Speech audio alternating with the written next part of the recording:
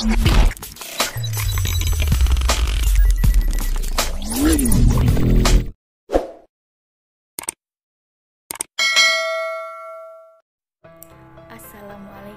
warahmatullahi wabarakatuh. Halo anak-anak, selamat pagi. Apa kabar kalian pada hari ini? Wilda harap kabar kalian beserta keluarga besar kalian selalu sehat selalu dan dijauhkan dari segala macam penyakit. Amin ya robbal alamin. Baik anak-anak, sebelum pelajaran pada pagi hari ini kita mulai, ada baiknya marilah kita berdoa bersama-sama ya. Berdoa dimulai.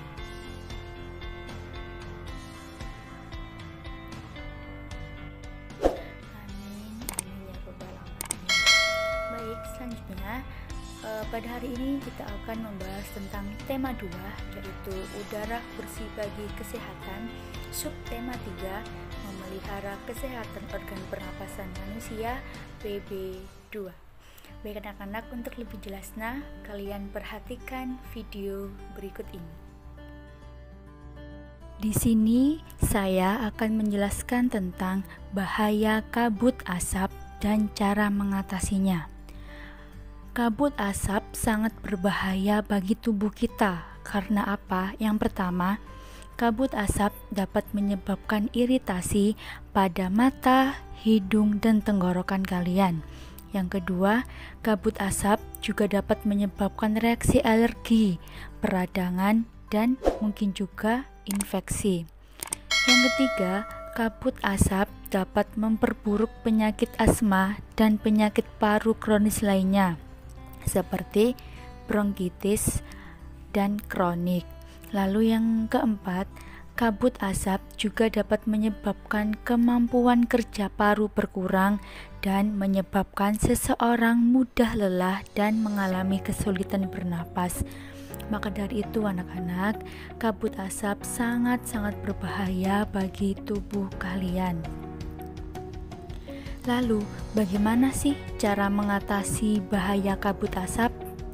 Yang pertama, dengan cara menghindari atau kurangi aktivitas di luar rumah atau gedung, terutama bagi kalian yang menderita penyakit jantung dan gangguan pernapasan lainnya. Cara yang kedua yaitu selalu memakai masker jika harus pergi keluar rumah ataupun keluar gedung. Pakailah masker dengan benar untuk menutupi hidung dan mulutmu sehingga kabut asap tidak sampai masuk ke hidung ataupun ke mulut. Lalu yang ketiga, minum air putih lebih banyak dan lebih sering agar debu atau partikel halus yang menempel pada tenggorokan larut dan masuk ke dalam pencernaan sehingga ikut terbuang bersama kotoran. Jadi kalian harus sering-sering minum air putih. Jangan sampai kalian sering minum es, karena es itu juga tidak baik untuk kesehatan dan menyebabkan kalian menjadi batuk pilek. Itu ya, jadi harus sering-sering minum air putih. Lalu sekarang perhatikan gambar di samping. Gambar di samping merupakan cuplikan dari buku cerita yang berjudul Todi dan Semut. Coba sekarang didengarkan ya. Inti cerita Todi dan Semut yaitu mengisahkan seorang anak yang bernama Todi yang gemar makan coklat dan kue-kue manis. Tetapi dia malas membersihkan sisa-sisa makanan. Suatu ketika, Todi segera tertidur setelah makan kue manis dengan mulut dan tangan kotor terkena sisa-sisa makanan. Saat Todi tertidur, pasukan semut merubungi Todi. Mereka juga menggigit tangan dan muka Todi sehingga bentol-bentol. Todi terbangun dan menangis karena merasa gatal-gatal. Sejak saat itu, Todi selalu membersihkan diri seusai makan. Coba sekarang kalian bayangkan kalau kalian makan coklat, kalian makan jajan, kalau tidak dibersihkan maka akan dikerubungi oleh semut. Maka dari itu, sehabis kalian makan apa aja, makan coklat, makan kue, makan jajan, sebisa mungkin selesai makan harus dibersihkan agar tidak menjadi sarang bagi semut gitu ya anak-anak ya. Coba perhatikan sekali lagi, apakah gambar sebelumnya mendukung sebuah cerita? Ayo, siapa yang tahu mendukung sebuah cerita atau tidak? Ya, benar sekali. Gambar sebelumnya mendukung sebuah cerita. Karena apa? Karena pada gambar sebelumnya tadi nampak Todi tertidur dengan mulut dan tangan kotor sehingga pasukan semut merubungi Todi. Apa sih yang disebut dengan segambar cerita? Gambar cerita yaitu apabila di situ terdapat gambar seperti tadi, seperti ada gambar Todi dan ada semut itu. Terus lalu di sebelahnya ada sebuah cerita, itu namanya gambar cerita. Jadi ada gambarnya dan di situ juga ada ceritanya. Sekarang perhatikan buku cerita di bawah ini. Di situ ada seorang anak yang sedang bermain dengan ikan di akuarium. Gambar pertama, Kak Diko membeli ikan dipindahkan ke dalam akuarium. Lalu yang kedua, Bobby mengambil ikan diletakkan di lantai. Perhatikan gambar ketiga, Kak Diko melihat ikannya di lantai. Kak Diko bertanya kepada ibu, "Ibu, mengapa ikanku di lantai?" Lalu Bobby menghampiri kakaknya. Lalu Bobby berbicara, "Aku yang memindahkan, Kak, kasihan ikannya kedinginan." Lalu kakaknya menjawab, "Ikan memang hidup di air, Bobby." Seperti itu adalah contoh gambar cerita. Ada gambarnya dan di situ dijelaskan dengan sebuah cerita atau sebuah percakapan. Oke, anak-anak, kalian telah melihat contoh karya gambar cerita. Sekarang ibu mau tanya, apa sih ciri-ciri karya gambar cerita? Coba kalian tuliskan di buku kalian beberapa ciri-ciri karya gambar cerita. Nanti kalau sudah, kalian boleh foto, lalu kalian boleh kirim ke WA pribadi saya, ataupun dikumpulkan jadi satu ke rumah temannya, lalu nanti temannya memberikan ke saya waktu di sekolahan ya. Selanjutnya, menjaga kebersihan merupakan salah satu cara agar mencegah penyakit. Selain menjaga kebersihan, masih ada banyak cara mencegah penyakit. Salah satu mengatasi bahaya kabut asap adalah dengan memakai masker yang benar. Hidung dan mulut harus tertutupi masker. Jangan sampai pakai masker itu di bawah hidung, jadi hidungnya masih kelihatan. Itu cara pemakaian masker yang salah.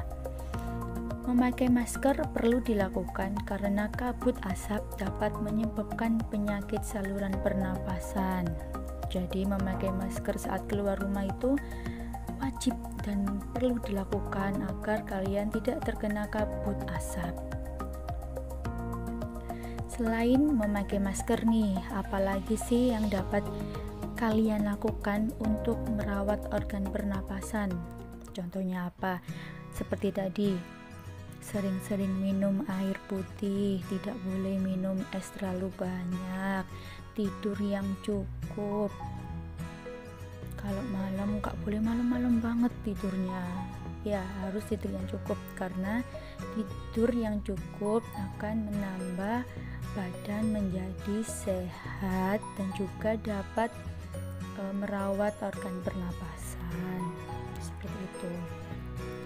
Ini ada beberapa cara untuk memelihara organ pernapasan. Yang pertama, menjaga kesehatan organ pernapasan. Yang kedua, menghindari zat-zat yang dapat merusak organ pernapasan. Yang ketiga, merawat organ pernapasan. Dan yang keempat, menjaga kesehatan lingkungan sekitar. Jadi di samping kalian memakai masker, kalian istirahat yang cukup, tidur yang cukup, lalu sering-sering minum air.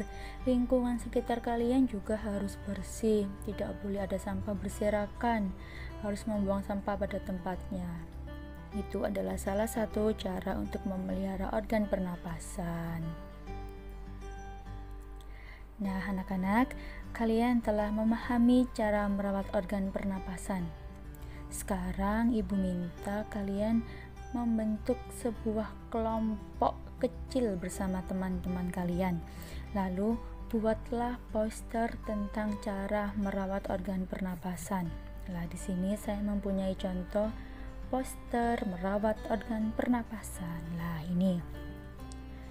Di gambar pertama ada jari-jari 5, lalu di atasnya ada tulisan, "Nggak mau kan tanganmu jadi sarang kuman?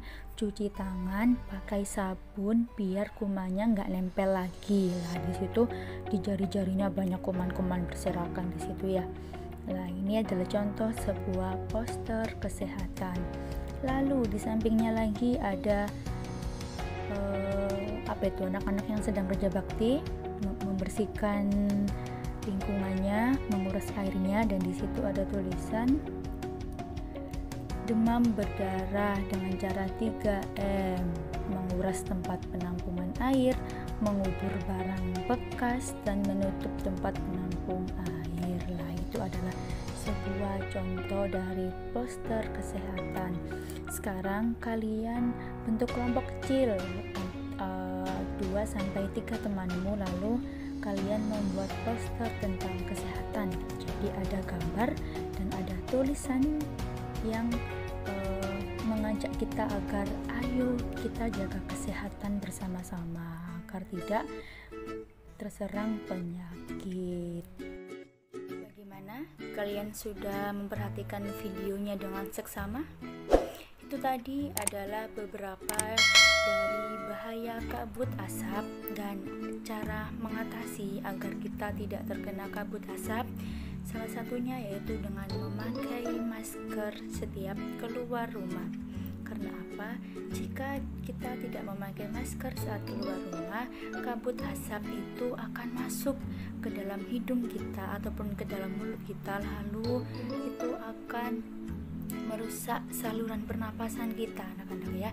Jadi jangan lupa untuk selalu memakai masker saat kalian keluar rumah, dan jangan lupa untuk selalu minum air putih, istirahat yang cukup agar kesehatan kalian tetap terjaga.